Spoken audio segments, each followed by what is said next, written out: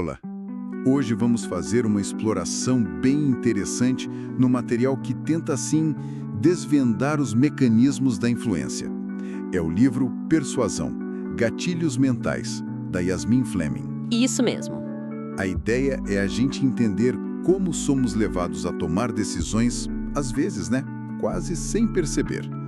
Vamos mergulhar um pouco nessa narrativa de como nossa mente funciona nessas horas. É uma jornada bem fascinante que o livro propõe, sabe? Ele já começa diferenciando manipulação e inspiração. Mas o argumento é que direcionar comportamentos, isso é algo que a gente faz desde sempre na comunicação. Mas o foco mesmo são os tais atalhos mentais, Os gatilhos que o nosso cérebro usa para decidir mais rápido, para economizar energia mesmo. E o livro coloca isso num contexto dizendo que, com tanto marketing, tanta concorrência hoje em dia, sacar a psicologia por trás das escolhas virou, uma ferramenta muito poderosa. Exato. E a autora se propõe a guiar a gente por esses gatilhos, mostrando como aplicar. O ponto de partida dessa jornada no livro é a base psicológica. Ela se inspira em Freud, sabe? Aquela divisão da mente em 3 partes. O id, que é o nosso lado mais primitivo, instintivo, dos desejos imediatos. Ah, sim. O ego, que seria a parte racional que pondera. E o superego, que é a nossa bússola moral, as regras sociais que a gente internaliza. Entendi. E o argumento do livro é que os gatilhos mentais falam direto com o id, com essa parte mais instintiva. Faz todo sentido pensar neles como esses atalhos, A gente não fica pensando em cada músculo para levantar o braço, por exemplo. Exato. Então, da mesma forma, a gente toma um monte de decisão meio que no piloto automático. A autora ela conta uma história pessoal, De como ela mesma caiu numa dessas armadilhas num curso. Sim, mesmo conhecendo a teoria. Pois é.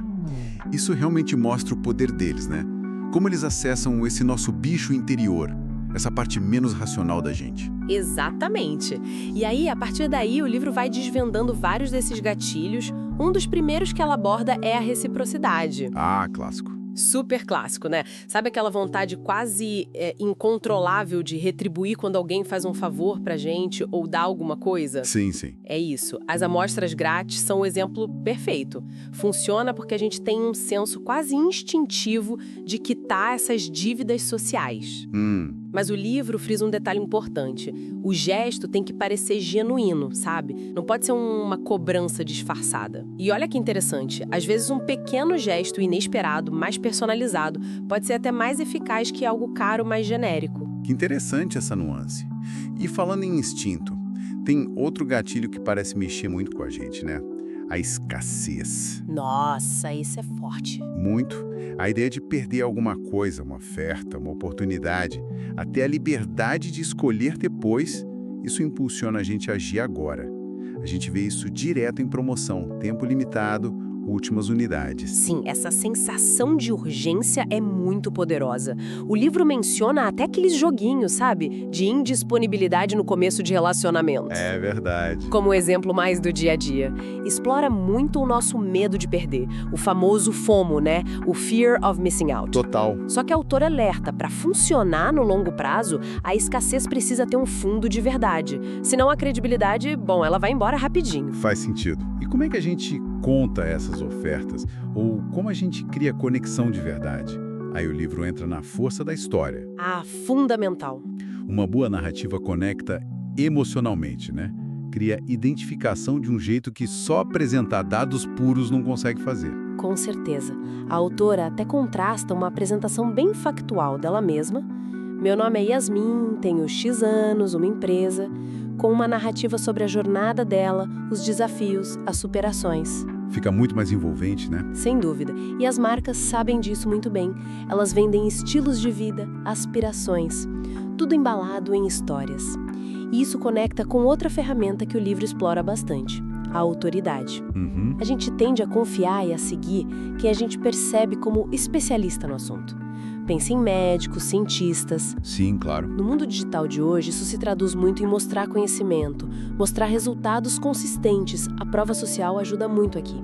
Ter um rosto que transmita confiança, sabe? Entendi. E essa confiança, muitas vezes, ela opera nesse nível do ID também, meio que contornando uma análise racional mais cética. Então, o livro vai nos levando por esse caminho, mostrando como essas ferramentas, reciprocidade, escassez, história, autoridade, e tem outras também, não são só técnicas de venda, mas são como chaves que acessam partes bem fundamentais da nossa psicologia. Exato. Muitas vezes de forma subconsciente, né? Ativando respostas quase automáticas. É um olhar interessante sobre os bastidores das nossas interações. É isso, e a autora mostra que essa compreensão pode ser aplicada de várias formas. Seja em conteúdos mais densos, mais completos, o que o pessoal do mercado chama de conteúdo raiz, né? Sim. Ou naqueles formatos mais curtos, mais diretos, as pílulas Nutella. No fim, a narrativa do livro é sobre entender essas alavancas comportamentais. Bem colocado. O que nos leva a uma questão interessante para pensar. Qual seria? Bom, se esses gatilhos realmente operam nesse nível mais instintivo, né, acessando o nosso subconsciente, como o livro descreve, será que a simples consciência da existência deles, será que isso é suficiente para nos tornar imunes à influência deles no dia a dia corrido? Fica aí a reflexão.